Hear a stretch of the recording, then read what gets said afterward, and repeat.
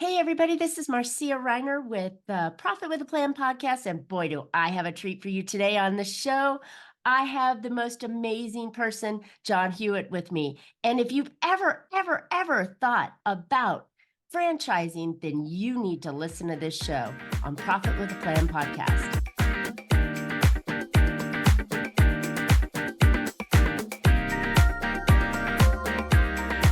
Hey, entrepreneurs, are you trying to make bigger profits in your small business? If you're like most of us business owners, increasing your profitability is always on your mind, and you're probably looking for ways to grow your revenue while growing your company. Well, you found a podcast that shares ideas to help you do just that. I'm Marcia Riner, known as the Profit Booster, and I'm a business growth strategist. I've helped tons of small businesses to establish and implement a tangible plan that guarantees increased profitability, guide your growth, and plans for a future exit. Because building a highly profitable and sale-ready business creates a win-win scenario. That's more money now and a windfall when it's time to let go. And I want to share strategies with you on today's Profit with a Plan podcast. But before we get started, I have something really special for you, my podcast audience. If you ever thought about supercharging your business and avoiding the profit plateaus, operational headaches, and growth roadblocks, well, I've created a brand new Profit Booster playbook just for you. You'll uncover 5 essential strategies and quick ways to take action on them. Now, this is not a single-page report. This is a 25-page novella with profitable, impactful strategies, actionable steps, and expert guidance to elevate your profits painlessly. Please, or go ahead, let's make 2024 your best year ever. Go download this playbook at boostingprofit.com. All right, my guest today, wow, boy, are we lucky. We've got John Hewitt. John is a renowned American entrepreneur who has made a significant impact in his business world through his innovative ideas and strategic thinking. He is best known for his success in the tax preparation industry for having founded 2 of the largest tax preparation companies in the U.S., Jackson Hewitt and Liberty Tax. Both companies represent 2 of the top 100 largest retail organizations in North America. Jackson Hewitt ranks second in the tax industry and is one of the fastest growing private companies in the U.S. John is also a best-selling author of I Compete, How His Extraordinary Strategy for Winning Can Be Yours. John, welcome to Profit with a Plan podcast. It's my pleasure. Thanks for having me, Marcia. Excellent, excellent. So, hey, I always kind of start this off with, because I know you didn't, start your lemonade stand when you were 3 and decided you were going to go into the tax industry. How did you get into it? And then how did you think that franchising was the actual bonus to everything you've done? Well, I was one of my many blessings was when I was 20 years old, I found out what I wanted to be. I was a student at the University of Buffalo, and my dad always wanted to be an entrepreneur. And he called H&R Block and said, we'd like to buy a franchise in Hamburg, our suburb of Buffalo, where I grew up. And they said, well, as a matter of fact, we're going to open a company store there, so we can't sell you a franchise, but maybe your son could take our course and work for us. And I took the tax course, got the job, worked part-time. I loved it. And that's how I got involved. Wow. I know there's a lot of us as tax season starts to get on in the year, that are thinking, loving taxes. There's got to be something else, right? Well, taxes can be boring in a sense, right? But the beauty of taxes is that Benjamin Franklin said it 250 years ago. There's only 2 certainties in life, death and tax. And taxes it's at least recession resistant, if not recession proof. During the worst recession of our lifetime in 2008 and 2009, at Liberty Tax, we opened 700 new offices. Starbucks closed 650. We were the fastest growing company in North America during the worst recession. Because during a recession, you don't have to buy a fancy cup of coffee or a car or a refrigerator or clothing, but you do have to file your taxes.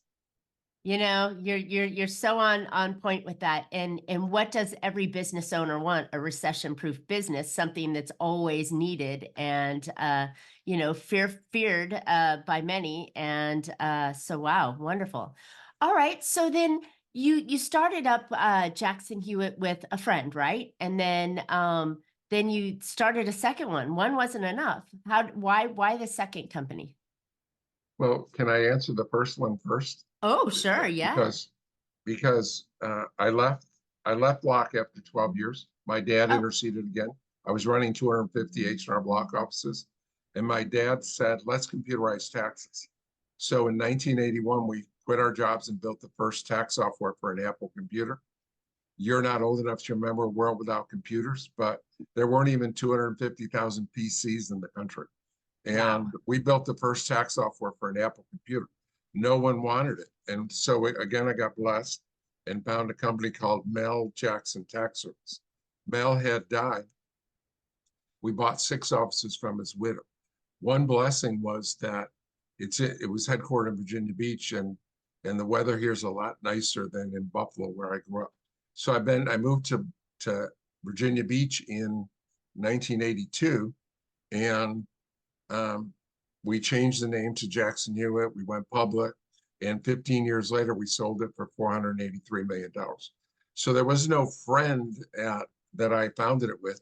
I bought a company called Mel Jackson from his widow, and I was the founder of Jackson Hewitt.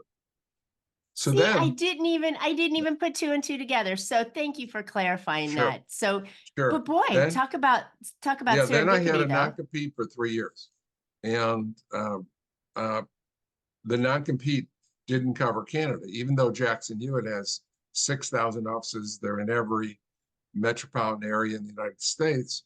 They didn't have anything in Canada. And having grown up in Buffalo, I knew Canadian tax. So we opened Liberty Tax in Canada. And within 3 years, became a top 100 retail chain. So now I had built one of the top 100 retail chains in the United States and in Canada. And then in 2000, when my non-compete ended, we came back to the United States. And now I had to compete against myself, my people, my name, my software, my system. And yet not only did we grow faster than Jackson Hewitt, we grew faster than them and H&R Block combined. We opened 4,000 offices in 12 years, top 10 fastest growing franchisor ever. Wow, that's impressive. That is truly impressive. And then competing against yourself. That's been interesting. Wow. Okay. So tax software has evolved so fast over the last, several dozen years. It's almost to the point where, there's a lot of us that think that we can do it ourselves and we probably shouldn't. So is your tax software still active in the way that Liberty is using it, and is H&R, well, is sorry, is Jackson Hewitt also using the software?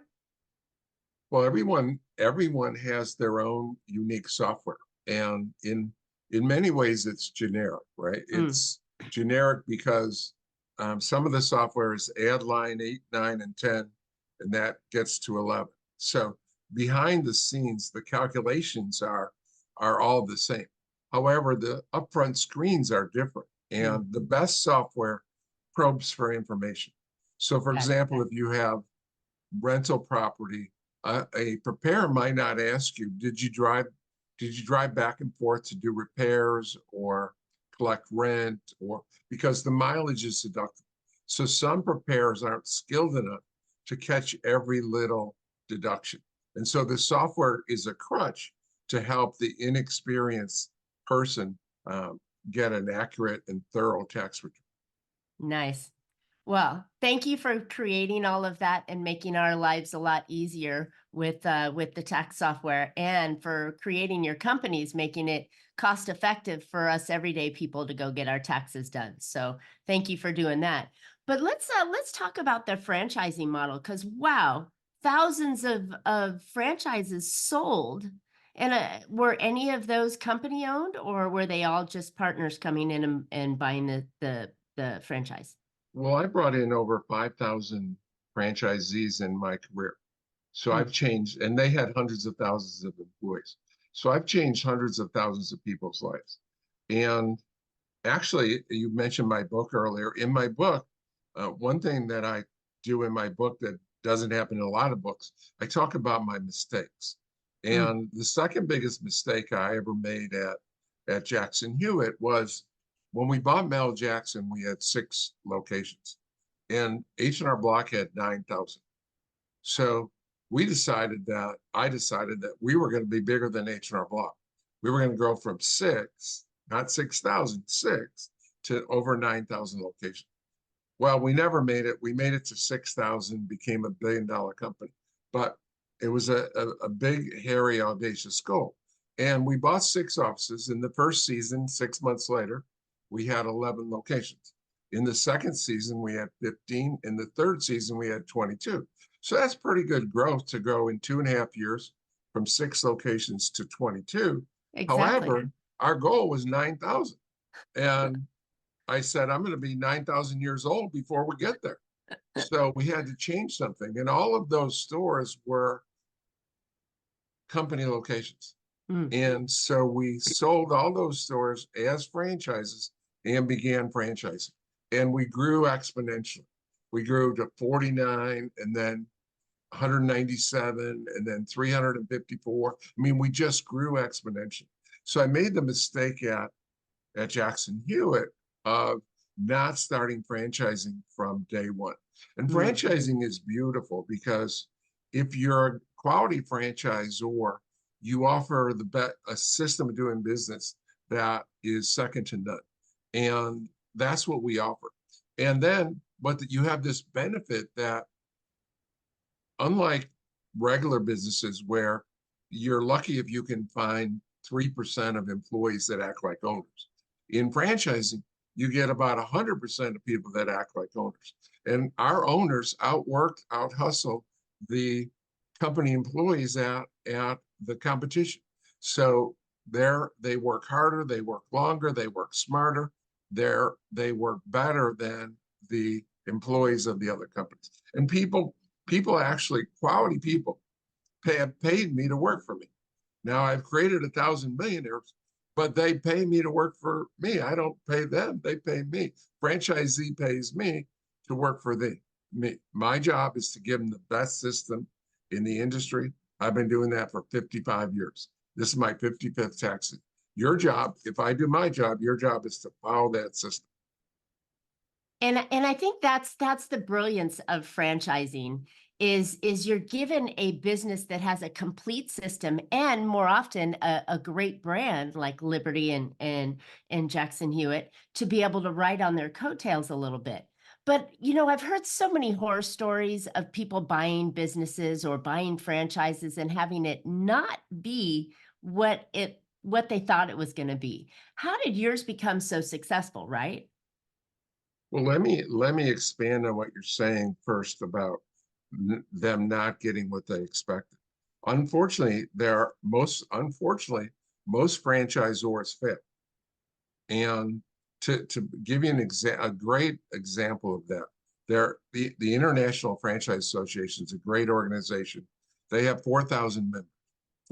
4,000 franchisors belong to the International Franchise Association. But to be in the top 50% of all franchisors, you only need 20 locations. So more than half of the franchisors in the country are failures because they never get to even 100 locations. And so you have to be very careful. You have to do your due diligence. So how did I do it? So how did I'm on my third. We've started Loyalty Brands that has 8 different brands. But at Jackson Hewitt, we got to 6,000 offices. At Liberty, we got to 4,000 offices. Just worlds apart from the most franchisors. Well, the key is very simple. It's extremely simple, and it's unbelievable because the franchisors that fail don't do this simple thing. And the key is 3 words: happy, successful franchisees. You need to have happy, successful franchisees.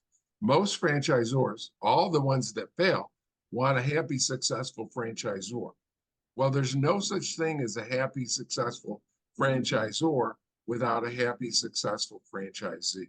And so you have to commit to have your franchisees be successful and happy. If they're successful and happy, you're unstoppable. If they're not, you can't win. It's I that bet. simple, but most people don't behave in that manner. So here's the $1 million question then. How do you make your franchisees happy and successful? Well, happiness comes from two different ways, right? And first of all, successful is return on investment. And people think of return on investment in money, but it's return on the investment in both time and money, right? So when I invest my time and my money into something, I have to feel I got a fair return on that investment. And then, so that's successful. And then happy is, okay, I've got a good return on my money, but is this a good culture? Are we giving back? Are we making the world a better place? Can I be proud of my brand name? So it has, and Marcia, when I was young, your age, I wondered what was the difference between great companies and ordinary or poor companies. And I use the example of Walmart and Kmart. Walmart has become #1 employer in the world, one of the most successful storefront retailer. Kmart's going down the toilet. And I said to myself, what's the difference between the executives at Walmart and the executives at Kmart? The brain trust, the top 3 or 5 or 7. What's the difference? Are they smarter? Are they more experienced? Are they more educated? And I said, no, you can buy the smartest and the most educated and most experienced. What is it then? It's the culture. It's the attitude that they exude. And the culture is different at great companies. And it's almost, it should be on your balance sheet, right? On your balance sheet, you have your equipment and your cash and your notes, but culture should be an asset. It's so important to great companies. Oh, I love it. I love it. And I think, you have a partner you're married to for a long time in the franchise. As long as you're that franchise relationship, there is a working relationship between the host and the user, right? And I think having that cultural environment of saying, we're here to make you successful. So if we're here to make you successful, what do you need, right? And if you have that working relationship, I know any relationship or any partnership can continue and grow strong. Was there any secrets that you did in training the franchisees to be more successful? Well, there's all kinds of secrets. I mean, you have to have differentiators, right? If David had gone onto the field with the same sword and armor and shield as Goliath, there would be no David and Goliath story. He'd be the 189th guy killed by Goliath, right? So you have to have differentiators. So we have differentiators. We have clear black and white things that we do better than our competition. And so, and it's not we offer better customer service, right? Because if you call CEO of H&R Block and said, who offers the best service?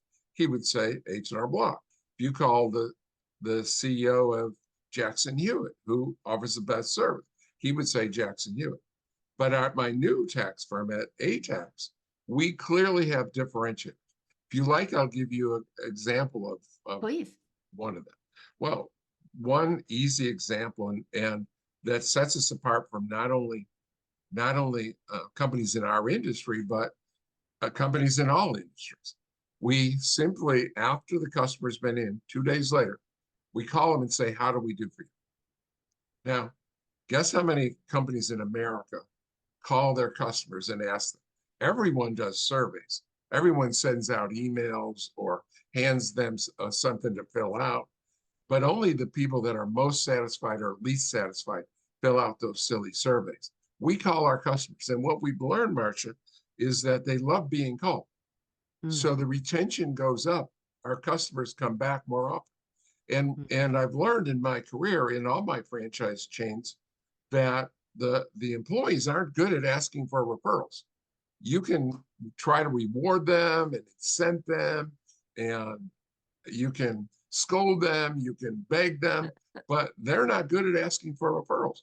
So our caller is a very personable, outgoing person, and they, if the customer says they're happy, they ask for a referral. So we get Nice. higher referrals, and we get to improve on the fly. When the tax season is, for example, obviously is 15 weeks from January 1st to April 15th, but you don't want to wait until April 15th to find out how you're doing. It doesn't matter whether I think we're doing good or my franchisee thinks we're doing good. It only matters if the customer thinks we're doing good. So Exactly. that's one of the 18 things we do better at ATAX than at any of the top other 3 brands in the country. We call our customers, and there are, and that's objective. Is that, I mean, that's clearly objective. That's not subjective. That's objective. I love it. And we all have to do that differential thing, because there are many tax preparers with the same company name at every other corner, right? And so with that kind of opportunity for customers to choose which one they're going to, if they're looking only based on price, then you're in a losing situation. So how do you differentiate yourself? And by reaching out and saying we truly care how we did and how we can make it better, I think that separates out and also wins you referrals on the tail end of that. Do you find that your business is seasonal in the tax preparing world, or do you encourage your franchisees to find other financial opportunities to work with their customers throughout the year? Well, we have 2 kinds of franchisees, and one just likes to work hard for 3 months and relax the rest of the year. Nice. And so even though they're open 1 day a week the rest of the year, they'll often have one of their tax preparers handle those off-season hours, and they'll just, that's not a bad life, making as much, I mean, whatever you want to make, 50,000 a year, 200,000 a year, 2 million a year, whatever you want to make, to work hard for 3 months and make whatever you want isn't a bad life. That's a great life. Now, but that's not enough for a lot of people. And some people want to do other things. And so we have over 24 auxiliary things that you can offer in your office in addition to tax. The most common, obviously, is bookkeeping, payroll, insurance, financial planning, even simple things like notary. I mean, we have a lot of things you can do the rest of the year that you can keep busy all 12 months, and that can pay the rent the rest of the year. Love it. Love it. Sounds like an incredible opportunity, and it can be your skill set can improve throughout the relationship with them. I'm sure you have. Do they have to be tax preparers before they buy the company, or can anybody buy a tax preparation company? Actually, of the 5,000 people I brought into the tax industry, half of them didn't know taxes at all. Half of them were either tax preparers or CPAs or accountants who had done taxes, but half of them didn't know anything. And actually, if the people that knew nothing did better, have done better on average than the people that were tax preparers. Because too often, when people buy a franchise or go into a business, even if it's not a franchise, they think they're getting a job. They think they're building a job without a boss. Well, that's not what this is about. We don't want tax preparers to own tax businesses just to sit in a chair and do taxes. If you just want to sit in a chair to do taxes, I'll pay you handsomely to do that. We train people to be CEOs. We want you to be CEOs of your business. And the thing that happens if you've already been a preparer or a mom and pop owner, you come in with bad habits. You Yeah. have to, and well, people acknowledge that everyone I know says they want to improve. I rarely would, I mean, 95%, if you said, do you want to improve? They would say, yeah, absolutely. But at the same time, they say, just don't ask me to change anything. So yeah, the people that have experience have bad habits. And the number one thing that we need you to do is to put aside whatever you think and follow the recipe that I give you. I've been doing this 55 years. Half the people haven't been doing it 55 minutes. How could you think you know better? But it goes against human nature. Out of the 5,000 franchisees I brought in, not one has listened 100%. Wow. Well, the funny thing is you just said it. I have 55 years of success. You're paying me for my step-by-step strategy, right? My business in a box. You're paying me for the software and the tools and everything I have. Why would you think you can do it better? If you could do it better, go do it on your own, right? Yeah, you don't have to pay me anything. You can not listen to me for free. I love it. Not listening to you for free. Okay, so that's probably the biggest challenge business owners have, is that they're stuck in what they think they know better, right? Instead of listening to the experts like yourself, who has done it time and time and time again, 10,000 or more times. You've repeated this process that had the opportunity for great success. So, I always wonder why they go that other path. But, that's, like you said, stubbornness in it. But once you lay out this step-by-step path, right?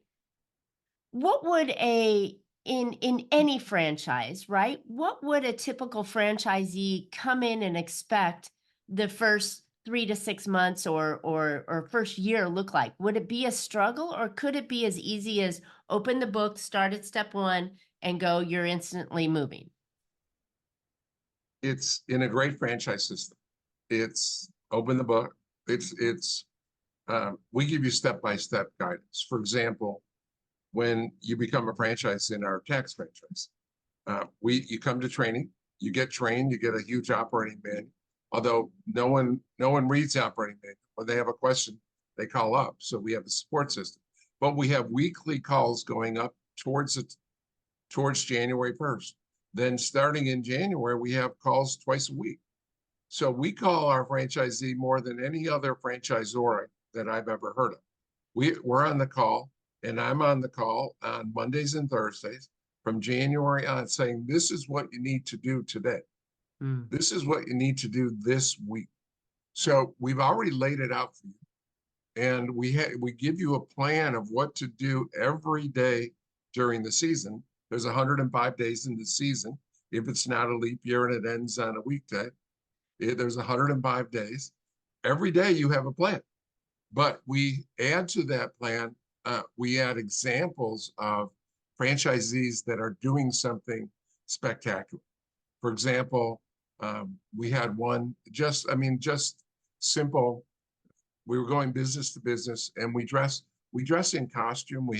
Our costume is a eagle costume, and we go away. So we walked into an automobile dealer and had a conversation and said, here's some donuts. And they said, we're in the tax business and we're here to help. And they said, well, how can you help us? And we said, guess what the most taxpayers do with their refund? Guess what they buy?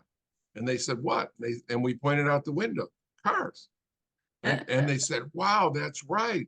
January and February and March are our biggest sales period from people with refunds. And so they were doing a roadside party with a radio show, and they invited us to be on the radio with them and to attend the show. So they're giving us for nothing. We're getting all kinds of, we're getting on the radio, we're getting the people coming in, they're advertising for us. So when we have a win, we tell the franchisees. So now we have all of our hundreds of franchisees they can go to automobile dealers and do the same thing that week. Wow. So you're not just giving them the how to run a business, but you're giving them marketing ideas and promotional ideas and supportive ideas, and I'm sure hiring ideas and firing ideas, and how to run a real business, because we all know, listeners, that running a business is not just sitting at the desk doing the one thing that you know how. You're juggling wearing 10 different hats at all times. So these franchisees have to do the same thing, but what a great thing to get all these ideas delivered to you with the step-by-step instructions included in a franchise. So for me, it sounds like it's the perfect way to start a business and have something be successful in it. Um, Question for you as we start to close. How many, and I know might be a little bit of a tough question, but how many franchisees actually end up leaving the franchise relationship and starting something different? Well, each year, we bring in an average of, in my last 25 years, I brought in an average of 200 new franchises. Wow, And each year we keep 90%. I feel that's fantastic. that means that we've selected the right people, we've given them the right training and the right support. So yeah, I feel that's good. And the biggest reason people leave, it's going to probably surprise you. It's not because they fail at, well, it's because they thought they wanted to be an entrepreneur, but they're not good being an entrepreneur. And 2/3 of this country thinks they want to be an entrepreneur, but come to find out, only about 20 or 25% actually can be entrepreneurs. They're not, they're not risk takers, or they're not self-starters. There's no boss to say, I got to be there at 9 o'clock every day. So Yeah. they show up at 11 o'clock.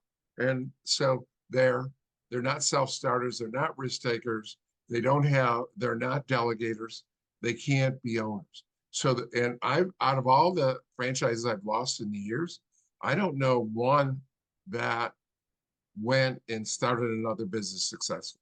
Now, there probably are, but I don't know of even one that went on to do something. They just weren't meant to be self-employed.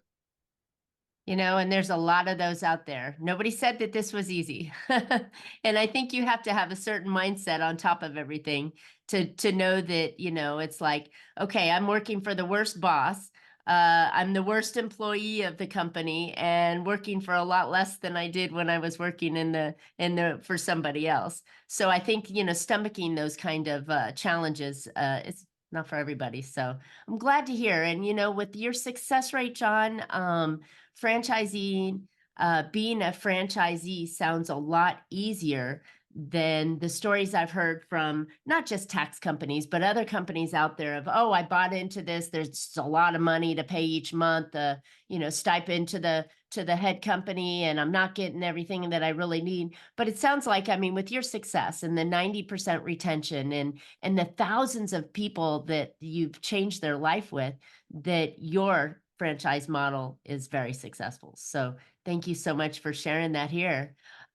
So I know you have a lot more brands that you work with, hence the company loyalty brands behind you there. Where can listeners find out more about you and opportunities to become a franchisee, a successful franchisee in the future? I'm easy to find. You can Wikipedia me, or I'm at loyaltybrands.com. All And you right. can even, if you want a free copy of my book, you can send an email to me at John at loyaltybrands.com, and I'll send you a copy of my book that talks about my journey of starting up my first two $500 million companies. Wow. That's fantastic. I love it. And what a great opportunity to learn from the best, right? So real quick on you, how many you mentioned before, loyalty brands carries many companies underneath it. Give us an idea what those companies are. The hottest, the fastest growing, even faster than tax, is Zoom and Grumman. It's mobile dog. It's mobile. It's a dog and cat grooming. So we groom some cats, but we Grooming come to your cats. house and we have a beautiful van. It's done in the van, and I love the pet industry. It's just growing by leaps and bounds. The Yeah, a inspection, lot of money there. we have home inspections. We have business broker where you sell businesses instead of homes. Like there's hundreds of thousands of real estate, but there's only 4,000 business brokers in the country. There's staffing. We have also an accounting franchise that does tax and accounting. We have Little Medical School that teaches little children from 4 to 14 different 100 different modules of being doctors and veterinarians, and then a roofing and siding company. Wow, full array of choices that you can get in, and they all have John's magic touch on them for systems and relationships of making franchisees successful and happy, right? Love it. Love it. Okay, wow, listeners, I hope you found an idea or two to put into your business that will help you be more profitable. Or if you're even considering franchising or ever considered franchising and thinking maybe there's an opportunity here, buying sorry if I offend you, John, by calling it a business in a box. I mean, it is, when you think about it, it's a full service business with the support and the pieces that you need. That's a And it's, compliment. I don't offend it at all. oh, good. And it's it's successful already. So why not jump in? It's often for those of us that, don't want to start up our own thing from scratch. This is a great tool for it. So I encourage you to check out John's book and Loyalty Brands. All right, as I mentioned, if you want to supercharge your business, go ahead and download my new Profit Booster Playbook, packed with 5 profit strategies and the actionable steps you need to make 2024 your most profitable year. Go grab it for free at boostingprofit.com. And John and I would love to hear your franchise success stories. If you're considering franchising, what avenue you'd like to play in, any questions you have, go ahead and hit us up in the chat, and John and I will respond to it. And while you're at it, please subscribe. You don't want to miss next week's show. And you can always catch Profit with a Plan on any of your favorite podcast players. We're looking forward to more great profitable information on next week's show. So until then, make your plans and profit with them. Thanks so much, John. My pleasure. Thank you.